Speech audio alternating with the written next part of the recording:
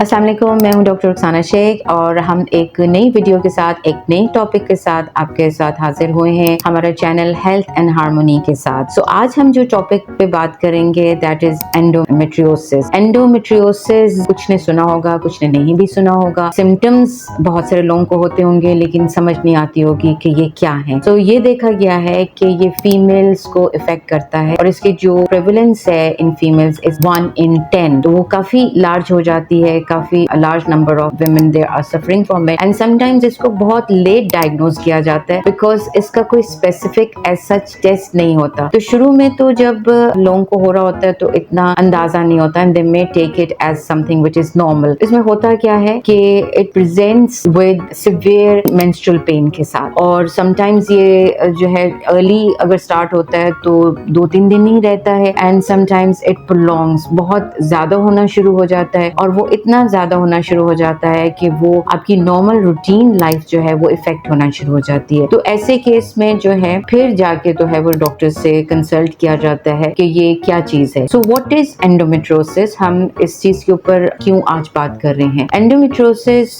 Basically अगर हम देखें तो it is the presence of जो नॉर्मल हमारी यूट्राइन लाइनिंग होती है यूट्रस के अंदर जो मेंस्ट्रुअल पीरियड में शेड हो जाती है या उतर जाती है, वो अगर लाइनिंग अपार्ट फ्रॉम यूट्रस कहीं और प्रेजेंट हो तो that is known as endometriosis. और उसकी वजह से वो सिम्टम्स जो नॉर्मल पीरियड्स के दौरान ब्लीडिंग होती है तो उन टिश्यूज में भी ब्लीडिंग होती है बट उनका चूंकि कोई आउटलेट नहीं होता उसकी वजह से वहां पे एक्यूमुलेट हो जाती है और वो वहां पे पेन होना शुरू हो जाता है। और एंडोमेट्रियोसिस जो है वो किन एरियाज को या किन ऑर्गन्स को अपार्ट फ्रॉम यूट्रस जो है, यूट्रस का तो नॉर्मल है, तो इनके अलावा किन जगहों के ऊपर जो है एंडोमेट्रियोसिस हो रहा होता है। कॉमन जो साइट्स हैं वो ओवरीज हैं, ओवेरियन एंडोमेट्रियोमास होते हैं। इसके अलावा ट्यूब्स में भी हो सकता है, यूट्रस के बाहर हो सकता है, एब्डोमेन में हो सकता है जो कि रेयर जगह होती हैं लेकिन इनमें हो सकता है। और सिम्टम्स क्या होते हैं, जैसे हमने बताया इनमें सिम्टम्स में जो है सिवियर पेन के साथ जो है वो पेशेंट आता है कि ड्यूरिंग पीरियड जो है वो बहुत सिवियर पेन होती है और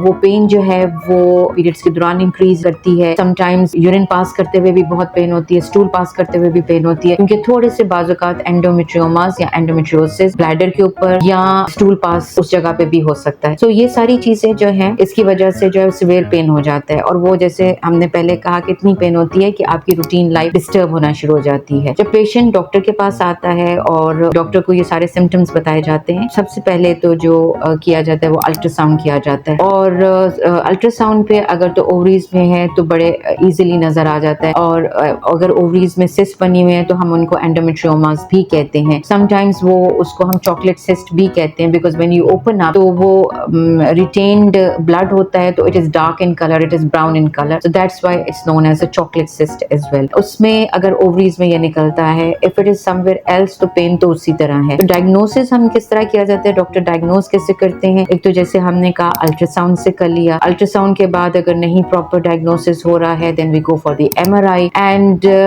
जो है जो बेस्ट डायग्नोसिस है दैट इज थ्रू लेप्रोस्कोपी। और लेप्रोस्कोपी के थ्रू आपको एग्जैक्ट जगह नजर आ जाती हैं और अगर वो रिमूव करना होता है तो वहां से रिमूव भी कर दिया जाता है और इसको यानी कि डायग्नोस्टिक एंड थेराप्यूटिक लेप्रोस्कोपी हो जाती है। अब ट्रीटमेंट हम क्या करते हैं, मैनेज हम किस तरह करते हैं। तो मैनेजमेंट के लिए ये है कि जब फर्स्ट लाइन ऑफ थेरेपी यही होता है कि डॉक्टर आपको जो है वो पेन किलर्स जो है non steroidal anti inflammatory pain killers देते हैं कि जिसकी वजह से आपको pen during that period time period वो आप पेन किलर्स ले लें। समटाइम्स पेन किलर्स से बात नहीं बनती है तो फिर हार्मोनल रिप्लेसमेंट थेरेपी दे दी जाती है जिसके अंदर ओरल कॉन्ट्रासेप्टिव पिल्स दिए जाते हैं ताकि ईस्ट्रोजन, क्योंकि ये ग्रो करते हैं ऑन ईस्ट्रोजन और अगर ईस्ट्रोजन लेवल हम लो कर देते हैं तो फिर उसका जो है चांसेस कि पेन सबसाइड हो जाएगी वो बढ़ जाते हैं। फिर इसके अलावा अगर वो भी नहीं होते हैं तो समटाइम्स हम हार्मोन के इंजेक्शंस भी जो है एनालॉग GnRH एनालॉग्स होते हैं वो लगा दिए जाते हैं। अब आजकल कुछ लेटेस्ट जो है ट्रीटमेंट्स आई हुई हैं, लेटेस्ट मेडिसिन आई हुई हैं जिनकी वजह से जो है ये पेन को काफी हद तक जो है वो कंट्रोल कर लिया जाता है और उसके दौरान बस ये होता है कि थोड़े से ऐसे सिम्टम्स आने शुरू हो जाते हैं कि जैसे मेनोपॉजल सिम्टम्स हैं तो वो जब तक आप वो मेडिसिन लेते रहते हैं तब तक तो आपकी पेन रिलीफ रहती है लेकिन बाद में जब मेडिसिन छोड़ देते हैं तो यस इट कैन रीकर। इसकी प्रॉपर मैनेजमेंट जो है वो तो